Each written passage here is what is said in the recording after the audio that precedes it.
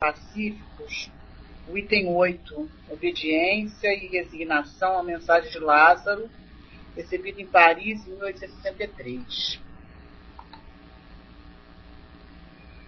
A doutrina de Jesus ensina por toda parte a obediência e a resignação, duas virtudes que acompanham a doçura e que são muito ativas, embora os homens as confundam erradamente com a negação do sentimento e da vontade.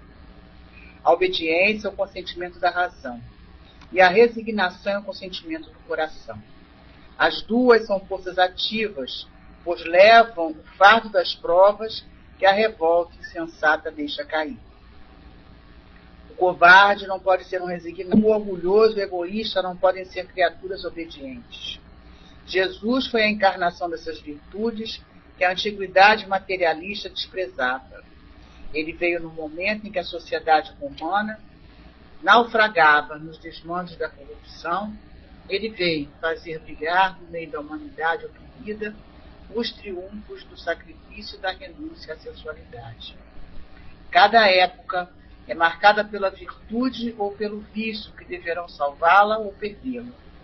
A virtude da vossa geração é a atividade intelectual. Seu vício é a indiferença moral.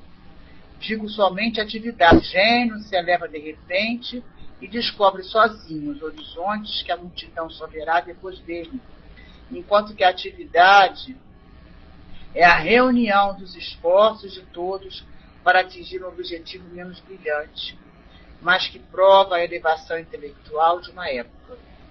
Metei-vos ao impulso que viemos dar aos vossos espíritos. Obedecei à grande lei do progresso, que é a palavra da vossa geração. Infeliz do espírito preguiçoso, daquele que fecha o seu entendimento, infeliz dele. Porque nós, que somos os guias da humanidade, martearemos e forçaremos a sua vontade rebelde com o duplo esforço do freio e da espora. Mais cedo ou mais tarde, toda a resistência orgulhosa deverá ceder, mas bem-aventurados os que são mansos, porque ouvirão docilmente os ensinamentos. Graças a Deus. Graças a Deus. Jesus querido, benfeitores espirituais, aqui estamos, Senhor, reunidos em Teu nome, para o estudo, Senhor, da noite de hoje, e te pedimos, Mestre, abençoa a todos os componentes, encarnados e desencarnados, abençoa, Senhor, o nosso estudo, ajuda-nos, Senhor, na interpretação, no entendimento, para que aproveitemos, Senhor, a lição necessária ao nosso crescimento, ao nosso aprendizado, à nossa educação moral. Seja assim, Jesus, em seu nome, seja o nome de Caibar Chútil, seja o nome dos espíritos amorosos, trabalhadores desta sala, mas, sobretudo, Senhor, em nome de Deus, é que nós te pedimos a permissão para iniciar o nosso estudo da noite de hoje. Que assim seja. Graças a Deus. Bom, nós hoje vamos estudar, né? A Elozinha já botou aí no banner, né? A missão educadora. A parte C, a lição de hoje está dentro da parte C, que o Walter chamou de a tarefa educativa. Ele dividiu esse livro em várias partes. Nós estamos, então, na terceira parte, que é a tarefa educativa. E hoje vamos estudar a lição C4, que é a missão educadora. Essa com uma citação, uma anotação de Mateus, melhor dizendo, no capítulo 17, versículo 15, que traz assim para nós: Senhor, compadece-te de meu filho, porque é lunático e sofre muito. Então, nessa lição sobre a missão educadora, o Walter vai trabalhar para nós. No evangelho que eu acabei de ler, né, que a gente abriu, que é o evangelho de hoje, Lázaro fala para nós, né, da dificuldade da nossa geração, que é a questão mais da intelectualidade intelectual. Né? E a gente vai ver aqui hoje um pouquinho sobre isso, né? Sobre isso. Bom, então, vamos começar a leitura, a gente vai lendo e vamos comentando. Tá? A lição não é muito grande, não vai dar para a gente fazer um bom estudo hoje, Vamos usar também o Consolador, tá? O livro de Emmanuel, para poder a gente conversar bastante sobre esse assunto. Então começa o Walter a dizer para nós. Neste trecho do evangelista Mateus, vemos a rogativa do pai sofredor ao Divino Mestre, a fim de curar seu filho endemoninhado. A atitude protetora, responsável e amoroso deve ser também a dos pais espíritas quanto à educação moral de seus filhos. Rogar a intercessão do divino pedagogo do amor para melhor cumprir as lições educativas na experiência do lar. Dá paradinha aí, né? Então, o que o Walter faz? O Walter traz, então, essa rogativa do pai amoroso, do filho endemoniado, que pede a Jesus, né, que tenha compaixão dele e que cure, né, o cure. Ele diz que deve ser também esse protetor e amoroso que os pais espíritas devem ter para a educação moral, né? Que é o nosso foco. É o nosso foco, como no próprio Evangelho, Lázaro acabei de ler, né? Abriu o acaso, e Lázaro diz isso para nós, a questão da indiferença moral, que é a nossa situação, a situação da nossa geração. Né? Então, deixa eu só deixar o livro aqui um pouquinho, para a gente poder conversar. A gente sabe, né? Todos nós temos, quem não é mãe, quem não é pai, mas é tia, é padrinho, é evangelizador, e convive, né? E tem netos, enfim. Temos essa convivência, né? Com nossos irmãos em corpos jovens, e temos também a convivência com os educadores primeiros, que são os pais. E quando o Walter nos lembra, né? Da importância que ele chama de educação moral, né? Que deve ser o foco dos pais espíritas, né? A gente tem que parar e pensar um pouquinho o que estamos fazendo no foco de educação moral das nossas crianças. Boa noite a todos que estão chegando. Nos preocupamos muito, né, com a educação, com a instrução, né, com a educação do ponto de vista intelectual. Mas não podemos nos esquecer, como ele volta e lembra aqui para nós, das intercessões do divino pedagogo do amor, que é o nosso Mestre Jesus, para que possamos cumprir as lições educativas na experiência do lar. Então, vamos continuar mais um pouquinho aqui, né? Se poucos são os que se encontram na condição de lunáticos, não podemos duvidar que todos nossos filhos são espíritos que renascem com compromissos graves do passado, a serem resolvidos perante a justiça divina, muito especialmente dentro do aconchego afetivo da família. Vamos lembrar da nossa primeira grande, que não é dificuldade, mas nossa primeira grande vitória, vamos dizer assim, é o acolhimento no núcleo familiar. Quando somos aceitos no planejamento, nesse núcleo de amor, né, para que consigamos ter a educação necessária ao nosso progresso. Então, quando ele fala que aconchego afetivo da família, realmente é um aconchego muito especial. Todos temos compromissos do passado, todos estamos dentro da lei de ação e reação, da lei de causa e efeito. Todos nós, tanto aqueles que estão filhos, quanto que estão em posição de pais, de irmãos, de vizinhos, de parentes, de amigos, todos nós estamos dentro da lei de ação e reação, né? E quando ele bota, se poucos são os que se encontram na condição de lunáticos, quer dizer, que estão na condição de doentes, né, com problemas, né,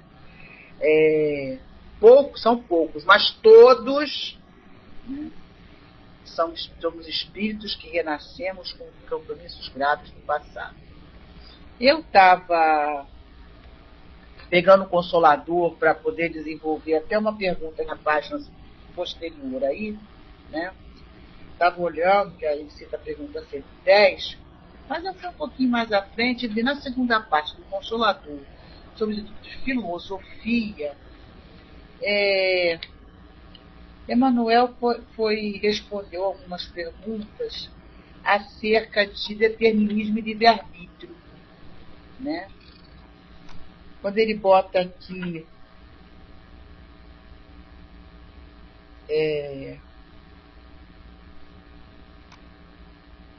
aqui, ó. Pergunta. Eu vou ler a pergunta, vou ler a resposta. Eu não vou ler a resposta toda não, que a resposta é grande. Depois vocês podem consultar. A bibliografia está disponível aí na internet à vontade, tá? O Consolador.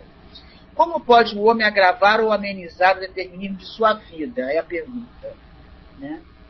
Aí a Manuel começa a responder da seguinte maneira: a determinação divina na sagrada lei universal é sempre a do bem e da felicidade para todas as criaturas. Então, a determinação divina, então, o que Deus determina para nós, né, é o quê? É o bem e a felicidade.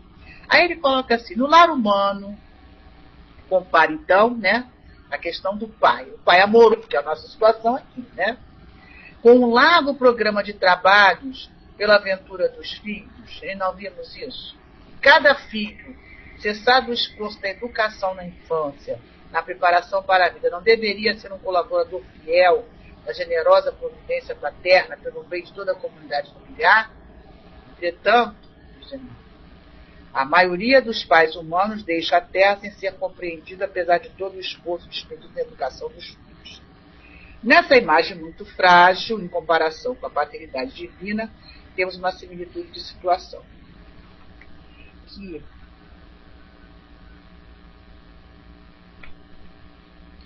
esse parágrafo aqui, ó. Nesse trabalho de ordenar com Deus, o filho necessita considerar o zelo e o amor paternos, a fim de não desviar sua tarefa do caminho reto, supondo-se senhor arbitrar das situações, complicando a vida da família humana e adquirindo determinados compromissos, por vezes bastante penosos, porque, contrariamente ao propósito dos pais, há filhos que dispararam os talentos colocados em suas mãos na preguiça, no egoísmo, na vaidade e no orgulho. Então, essas são as situações que nós podemos colocar quando se bota aqui, ó, o parágrafo é loucolor. São poucos os que se encontram na condição de lunáticos, não podemos duvidar que todos nossos filhos são espíritos que renascem com compromissos graves do passado. Aqui, ó, por Deus, compromisso, ó. Preguiça, egoísmo, vaidade e orgulho. E na 135, Emmanuel recebe a seguinte pergunta: se o determinismo divino é o do bem, né? É o do bem e da felicidade, quem criou o mal? Emmanuel responde: o determinismo divino se constitui, que é a do amor para a comunidade universal. Todavia, confiando em si mesmo, mais do que em Deus, o homem transforma a sua fragilidade em foco de ações contrárias a essa mesma lei, efetuando desse modo intervenção indébita na vida divina. Vede, pois, que o mal essencialmente considerado não pode existir para Deus, em virtude de representar um desvio do homem, sendo zero na sabedoria e na providência divina. Então, já vimos que de determinismo tem, mas qual é o determinismo? É o bem e a felicidade. Então, quando a gente fala assim, é livre-arbítrio, não, está no determinismo da lei. O determinismo da lei é isso que Emmanuel fala para nós. Porque a lei de Deus é a lei de amor. Se existe dificuldade, quem cria somos nós. Né? Então, voltando aqui. Depois a gente vai voltar no livro de novo. Esse livro é uma maravilha para estudar, gente. Eu gosto muito. Né? Vai com Deus, Bless. Vai com Deus, que pena. Vou reler o parágrafo, tá? Para a gente continuar. Se poucos são os que se encontram na condição de lunático, não podemos duvidar que todos os nossos filhos são espíritos que renascem com compromissos graves do passado a serem resolvidos perante a justiça divina, muito especialmente dentro do aconchego afetivo da família. Então, justiça divina, lei divina, determinismo divino, bem e felicidade. Vamos continuar. Todo espírito surge na instância física com necessidades inadiáveis de resgate e com educação ou reeducação dos sentimentos. Parei de novo a leitura. Né? Quando eu li essa frase, educação ou reeducação, onde será que situações, né, que a gente pode ser considerado como reeducação? Se a tarefa dos pais é educar, aonde caberia o reeducar? Né? Resgate, já vimos que a lei é de ação e de reação, já vimos que estamos aqui para resgatar nossas dificuldades do passado. Reconciliação, principalmente no aconchego aí, né, amoroso do lar, nós temos a grande oportunidade de, na convivência, termos a reconciliação com nossos afetos e desafetos do passado. Educação é o que nós estamos estudando, né? Educação moral, não instrução. Educação moral. E onde estaria, então, essa reeducação? Né? Voltei lá no Consolador. Eu gosto muito de estudar com esse livro aqui. E achei um pedacinho aqui, que eu achei que encaixou nesse item.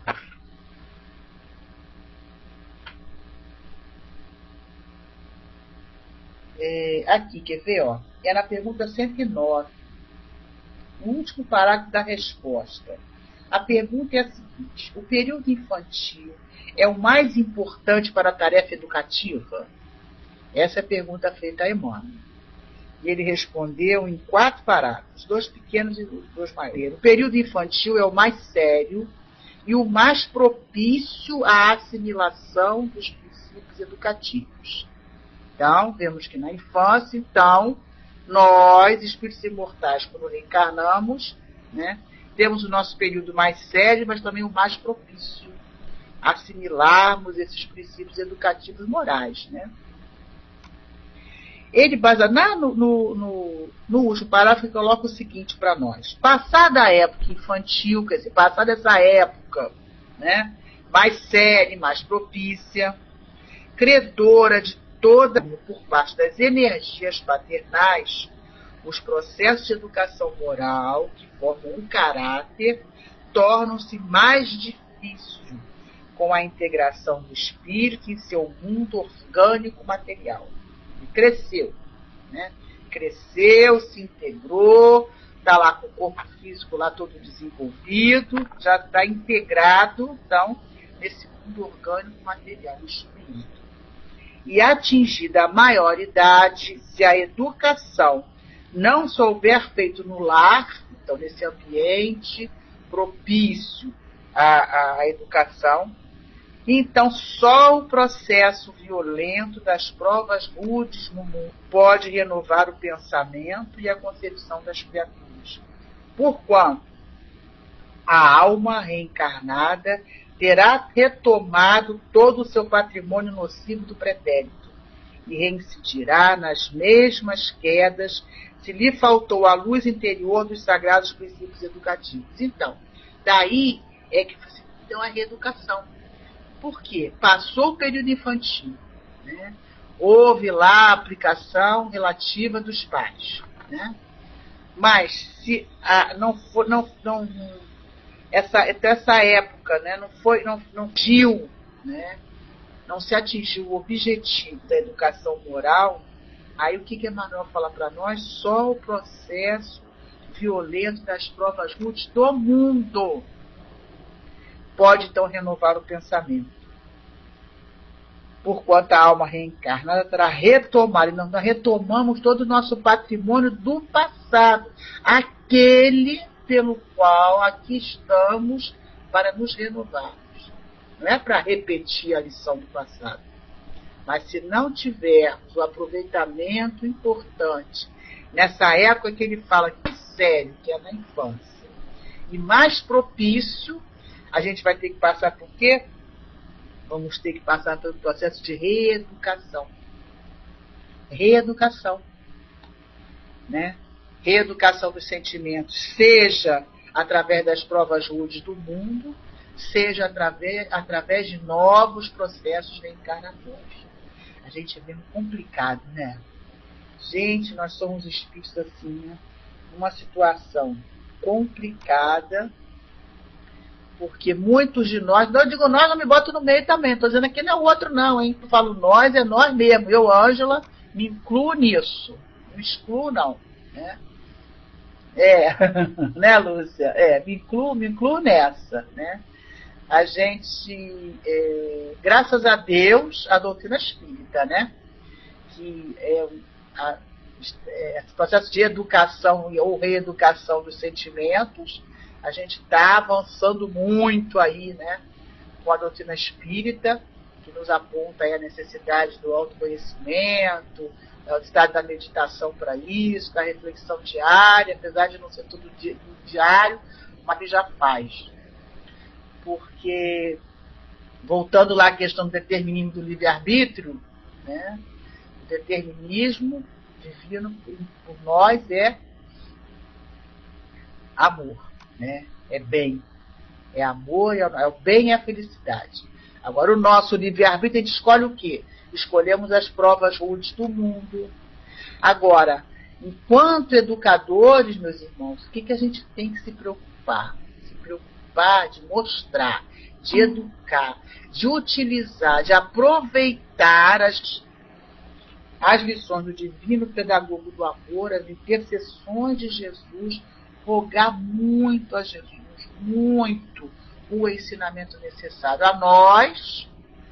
Vai com Deus, Maria. Para nós, estamos no papel de educadores, para que possamos utilizar todo o material disponível para atuar junto a esses coraçõezinhos que estão em corpos ainda jovens.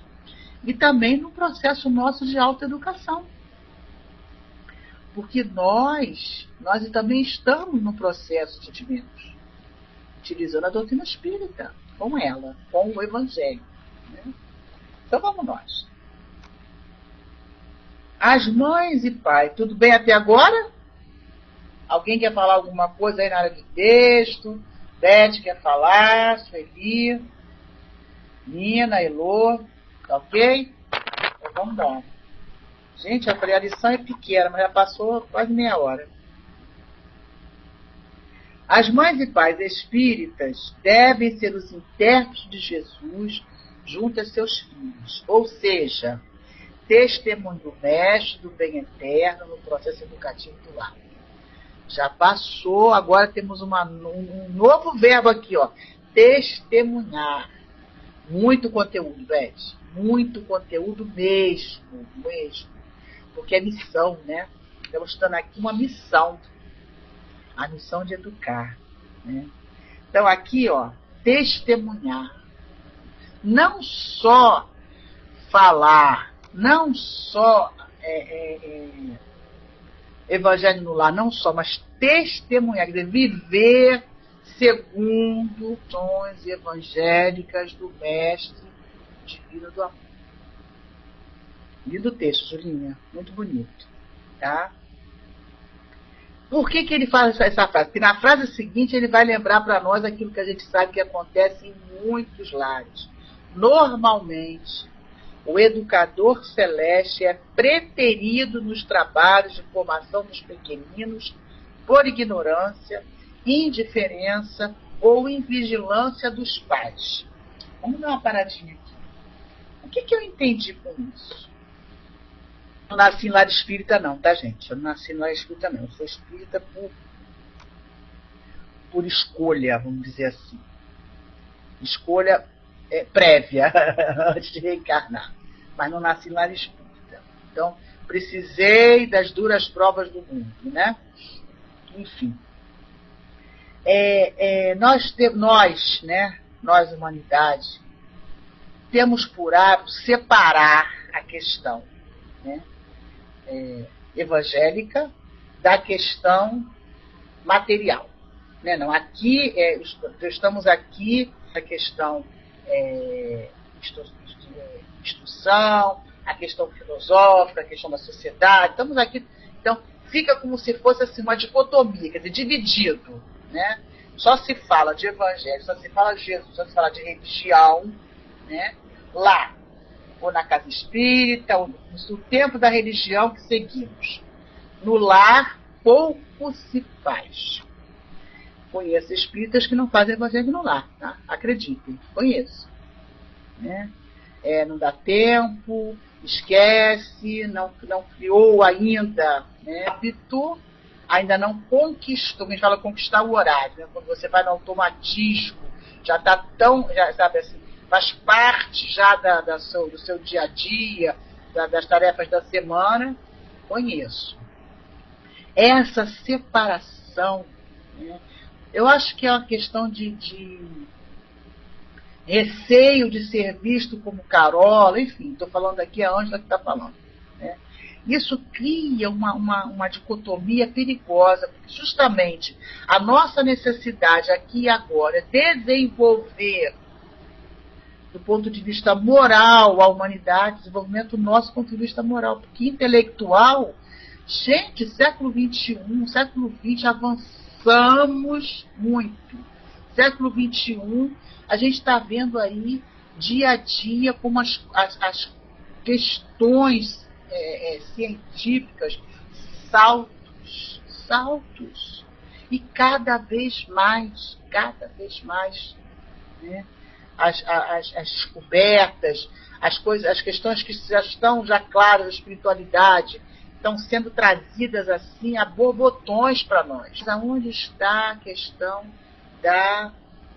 do progresso, da evolução moral? Faz uma dicotomia. Então, só se fala de Jesus, só se fala de amor fraterno, só se fala da divindade lá no tempo religioso. Não! Temos que trazer isso para dentro dos nossos lares, independente de que crença religiosa seguimos. É importante. E isso deixa de construir esse lado da religiosidade nos corações dos pequenos. Depois a gente quer que os jovens sigam alguma religião. Tem tanto jovem que não segue religião, não segue. Porque a religião dos pais foi imposta. Não foi amorosamente trabalhado. Né? Os corações não foram tocados. Não conhece o lado de amor da divindade. Bom, então o que o Walter diz para nós aqui é isso. O educador celeste, quer dizer, Jesus, é preterido nos trabalhos de formação dos pequeninos. Só nos preocupamos com as letras, com a matemática, com as Olimpíadas de Matemática do colégio, só nos preocupamos com isso. Né? Não nos trazer. É uma dicotomia sempre. Você acha que eu acho que é orgulho, Julinha, não é medo, não. É orgulho. Porque aí as crianças vão comentar o que vão dizer, né? Isso é orgulho. Essa coisa da vergonha é orgulho, tá? Eu me lembro uma vez, eu não sei se eu vi isso num livro, algum comentário, de um pai que foi conversar com o Chico acerca da participação das crianças no culto do Evangelho do Lar. Olha! Porque na hora do Evangelho do Lar, as crianças participavam, mas na hora eles queriam comer biscoito, queriam isso, queriam aquilo. O pai ficava brigando com eles. Sabe o que o Chico orientou a ele? Bota o pote de biscoito na mesa. Bota o pote de biscoito na mesa. Se é isso que está, né, dificultando a participação das crianças no curso do Evangelho no Lar, bota o pote de biscoito na mesa. Mas não é assim. Eu tenho uma amiga que ela, quando ela começou a fazer o Evangelho no Lar, a filha era bem jovem, deixava a menina escolher o texto do dia. Desde novinha. Com isso, ela fez o quê? Ela criou o compromisso da filha, né, para participar, porque era tarefa da jovem, né, o texto. A leitura do texto, o comentário do texto. Então, ela escolhia o texto, né, a ser trabalhado naquele dia, né? E isso, arrumar atrativa, que ela botou aqui, ó. Não devemos criar empecilhos, mas pelo contrário, arrumar atrativos para as crianças gostarem desse momento. É assim que tem que fazer. Já visto a história do pote, já visto esse exemplo dessa minha amiga, né? Que a filha, ela começou, chamava a menina, não posso, agora não quero, não sei o quê. Então ela começou, no dia que a menina foi, ela foi inspirada e ela seguiu aquela inspiração. Isso, Sueli. Sueli coloca aqui, ó, eu fazia plano de aula de evangelização para adaptar no culto do Evangelho no lar. Com certeza, para motivar esses corações. Tem que motivar. Então vamos nós.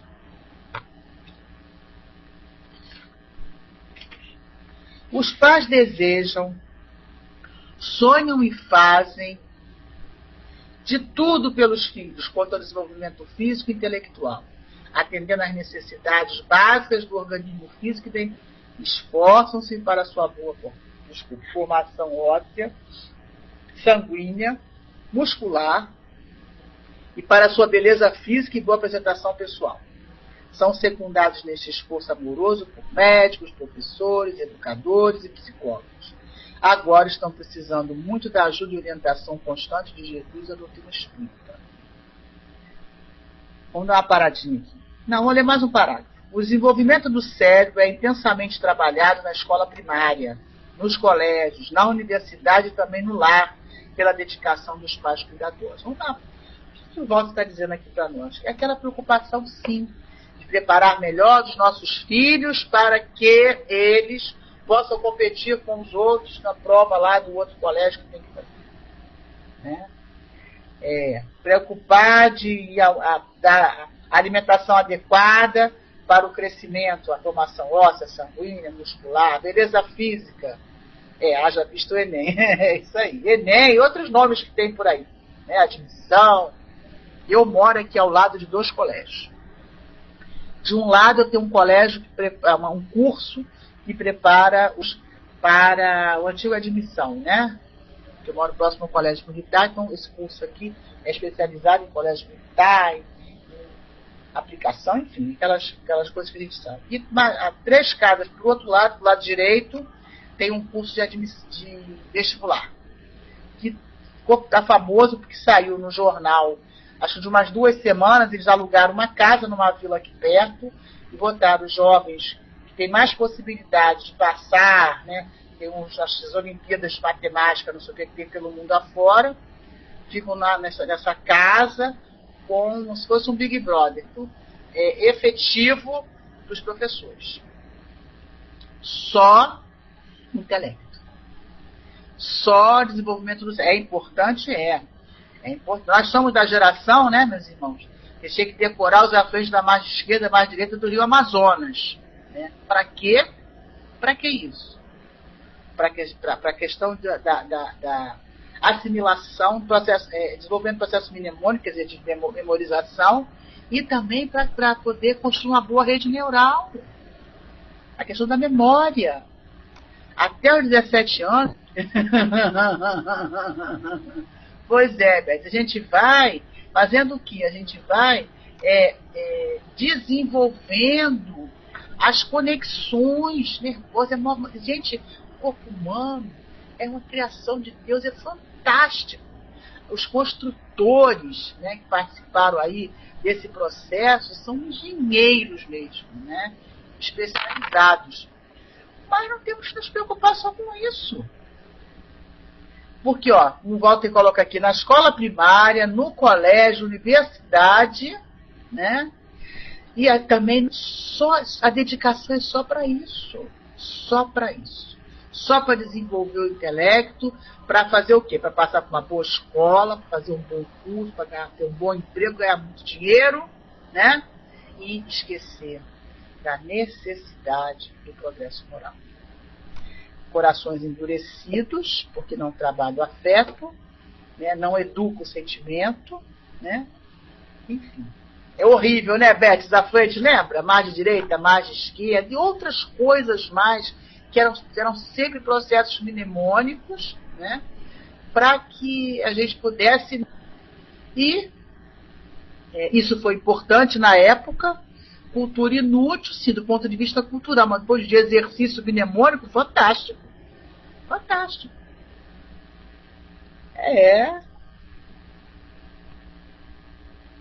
Bom, a formação, ufa, a formação dos valores do coração, continua o Paulo, que edificam o caráter, é entregue a segundo plano, como eu falei. Sem maiores interesses pelos estabelecimentos de ensino, por não são básica e também por grande parte dos pais mais preocupados com a vida material e o desenvolvimento da aprendizagem intelectual dos filhos. Essa coisa da escola laica, né, sem ensino religioso, eu penso assim, que é mais por causa da questão do proselitismo, né? Porque falar de Jesus não independe de crença, de segmento religioso. Mas aí vem, a escola é laica por causa do proselitismo, porque aí começa aquela questão de querer que o companheiro siga a minha religião, que é melhor. Quando, na verdade, não é a religião que é melhor, né? É o evangelho que é melhor para nós. O evangelho é o nosso caminho. Então, além da preocupação só na escola, né? Só a preocupação básica, né? Ser do estudo, do progresso intelectual, temos também nas casas, os lares, né? A parte que é a formação do caráter e a questão do desenvolvimento do afeto, afetividade, né? Fica para segundo plano. Os pais e mães preferem a ciência e a pedagogia, esquecendo no relacionamento e na prática a formação religiosa na inteligência. Não fala aqui de crença, tá, gente? Fala aqui da nossa relação, da nossa ligação com o divino. Religião, vamos lembrar, religar, né? É de nos ligar ao quê? Ao divino. As causas das dificuldades na educação dos filhos e da problemática de convivência no ambiente familiar, então, qual é a causa? Por que é difícil educar os filhos e por que é problemática essa no lar, da família? Está no desprezo dos pais pela prática de uma vida religiosa sincera no relacionamento cotidiano com os pequeninos. A lição de hoje, como a Beth falou, é pequena, mas é cheia de conteúdo. Então as causas estão aí, né? A causa é essa. É difícil educar os filhos? É difícil. É difícil.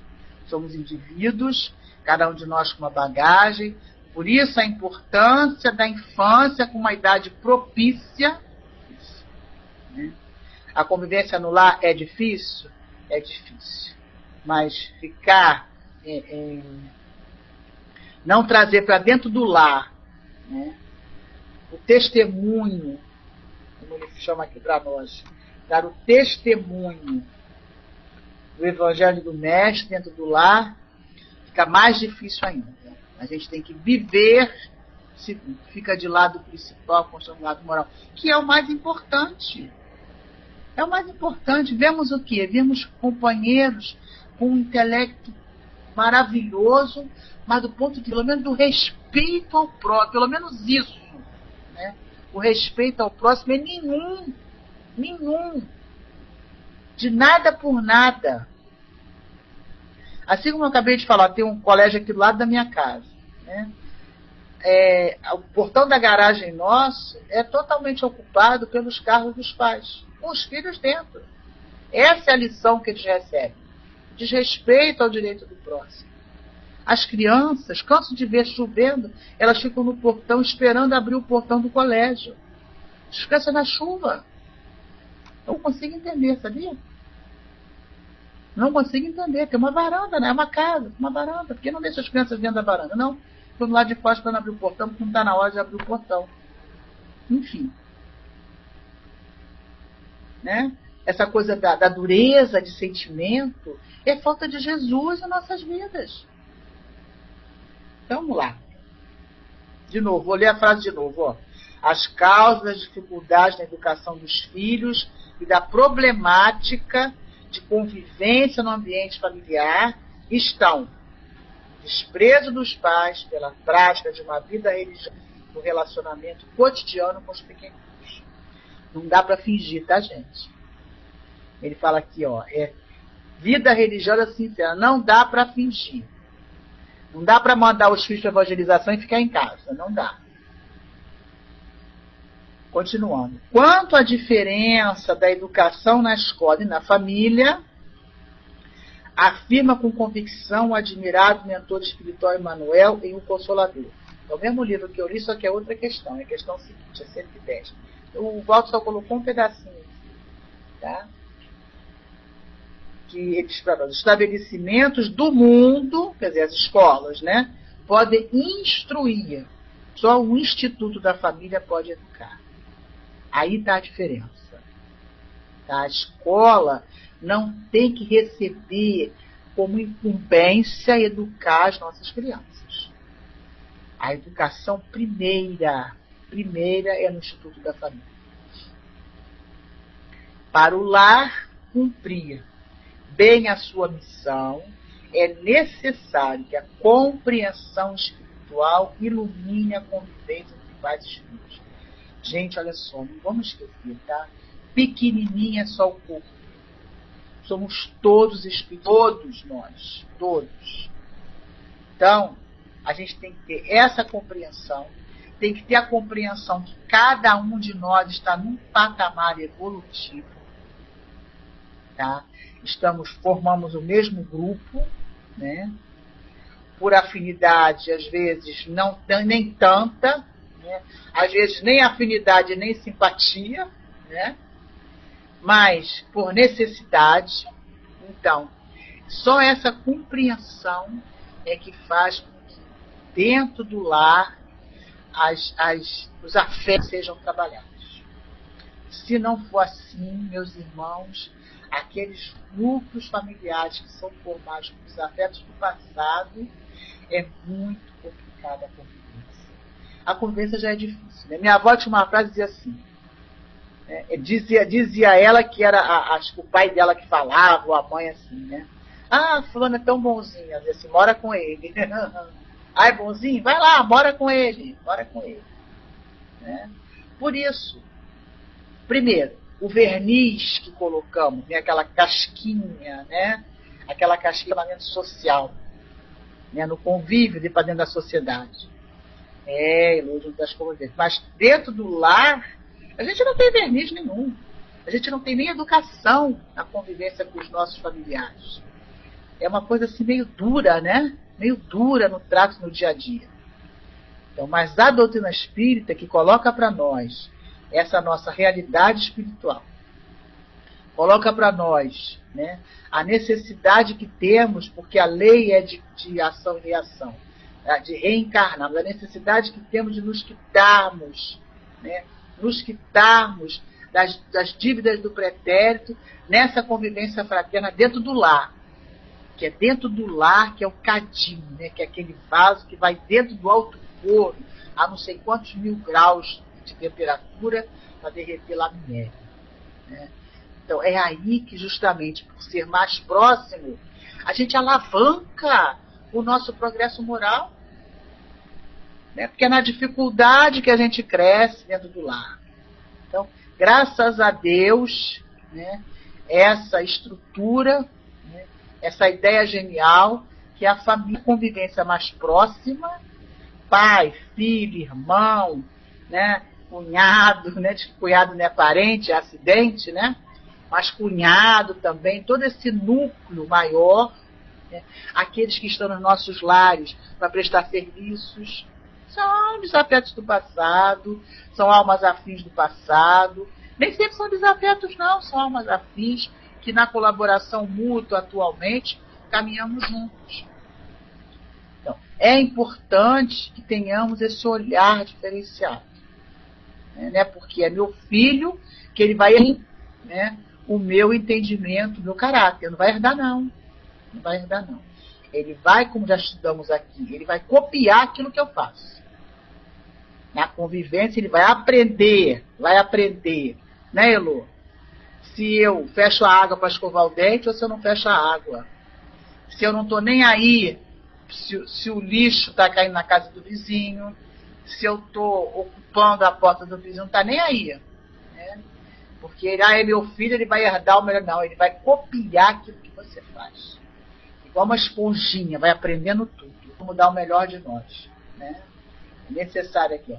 Para o lar cumprir bem a sua missão, diz o Walter, é necessário que a compreensão espiritual ilumine a convivência entre pais e filhos. Coisa melhor para isso é o que? Evangelho. Então vamos lá. Continua o Walter. Aplicar com vontade sincera o Evangelho de Jesus de maneira viva nos pensamentos, palavras e exemplos no reino doméstico. Cobra de tudo, é isso aí. Então, aplicar o Evangelho, então, aquilo que pensamos, vamos dar uma limpada, uma higiene nos pensamentos, né? Palavras, que é o pensamento verbalizado, né? E exemplo, porque o exemplo arrasta.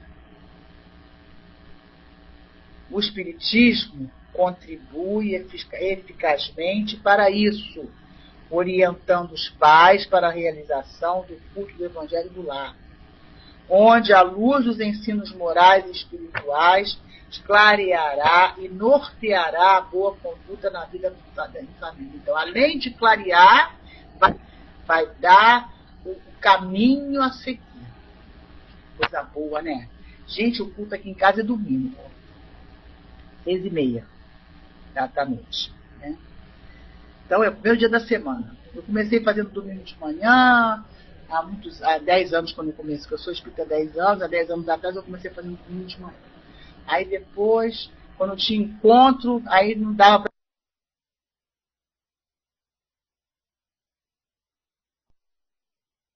para fazer de manhã. Aí passei para tarde. Aí agora começa aqui uma beleza.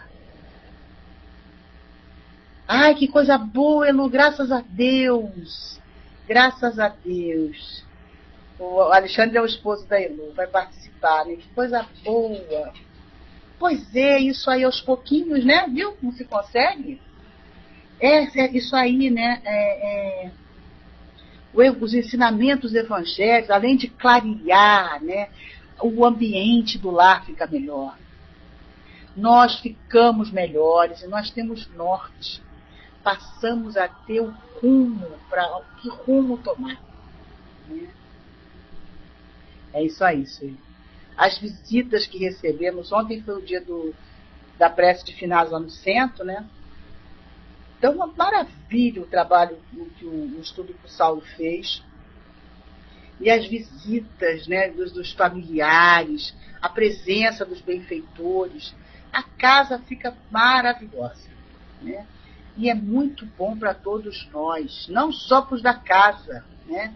Para os vizinhos, aqueles por quem pedimos, né? Todos somos beneficiados.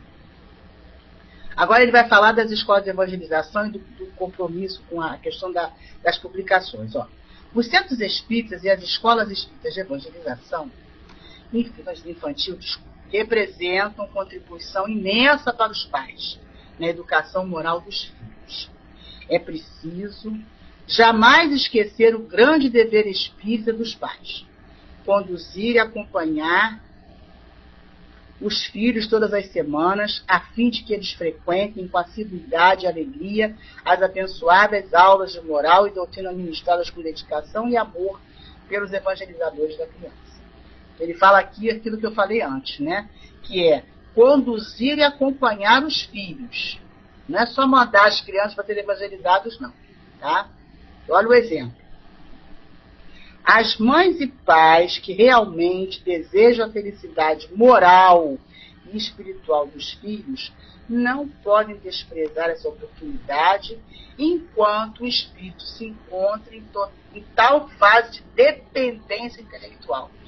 Não é? Não é a melhor fase? A infância? Então, essa fase de dependência intelectual que está ali para aprender, né?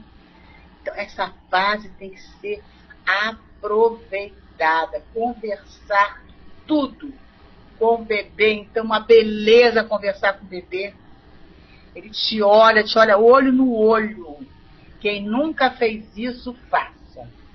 Quem tem bebê, que tem essa facilidade de ter convivência com o bebê, conversa com ele. Fala de amor, fala de Jesus. Eles ficam olhando para nós assim, entendem tudo. Tudo. É a alma que entende. Não é o cérebro físico que entende. É a alma. É preciso um esforço conjunto. E, não, Beth? É lindo isso. Eu faço muito. Toda vez que eu encontro com um bebê, eu faço. Faço muito. Eu dou passe, né? Dou passe em grávida, né? Quarta-feira, eu trabalho na casa espírita. Isso, na creche. Eu dou passe em grávida. Então é uma maravilha. Quando eles vão receber o primeiro passe, eles ficam olhando pra gente assim, ficam olhando. Na creche da obra social, né? Vamos lá, porque o tempo já passou. É preciso um esforço conjunto e intensivo entre os evangelizadores, expositores doutrinários, dirigentes de centros espíritas responsáveis pelo movimento de unificação e a imprensa espírita, no sentido de divulgar maiores e mais profundos esclarecimentos aos pais espíritas acerca de sua missão educadora junto aos filhos amados. Aos pais espíritas, a doutrina espírita tem muito a esclarecer e orientar em sua sagrada missão educadora.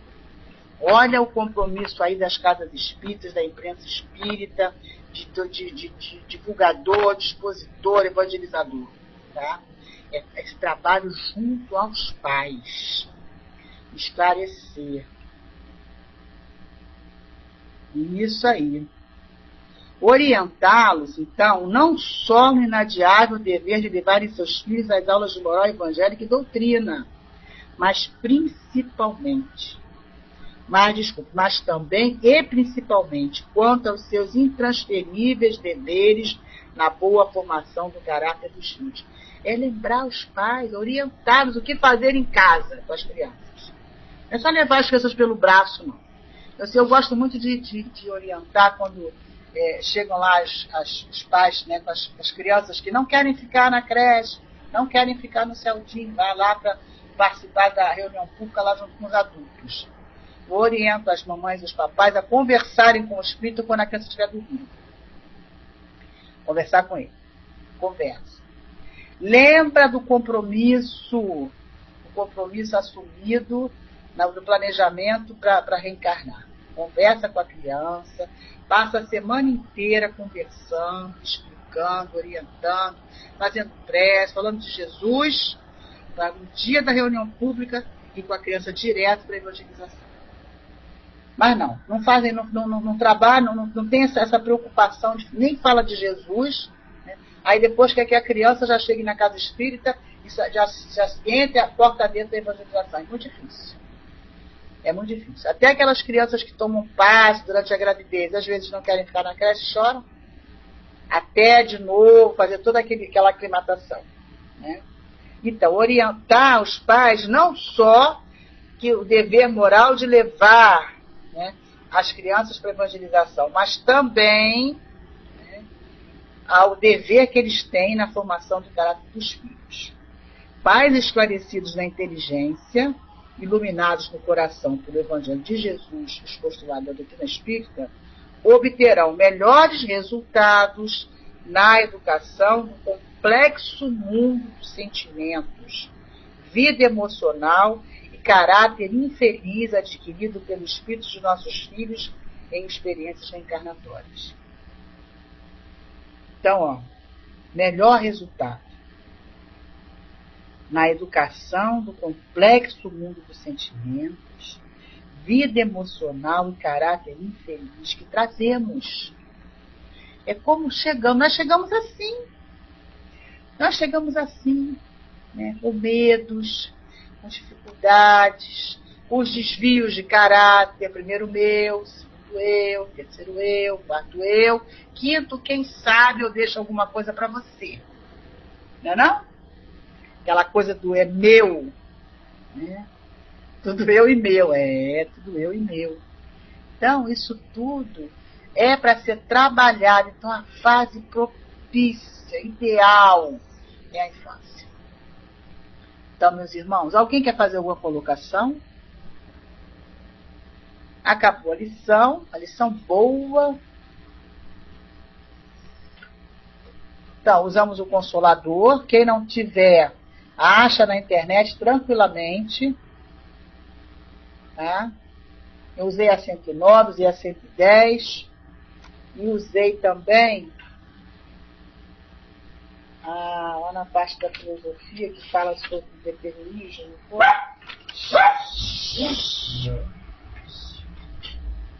Quem vai fazer a prece? Eu vou descer porque já começou aqui o companheiro. Beijo nos corações então, tá? Passa por aqui, ó.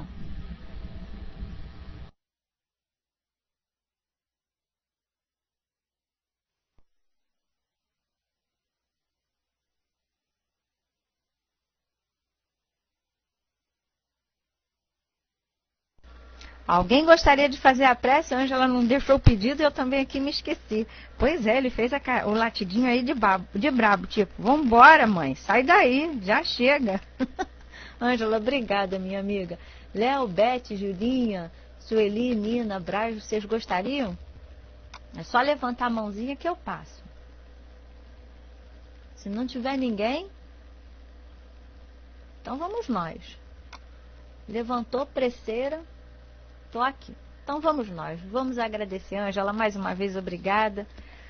E vamos assim, unidos, envolvidos, Pai querido, nesse teu amparo, nessa tua sustentação que nos envolveu nesta nossa noite, e levarmos a Ti os pensamentos e os sentimentos, agradecendo por toda a oportunidade de aprendizado, dessa nossa responsabilidade com esses nossos pequenos, nessa nossa caminhada, sustentando-os sempre, Pai, nesse exemplo maior, né, que a doutrina nos dá, nesse nosso irmão Jesus.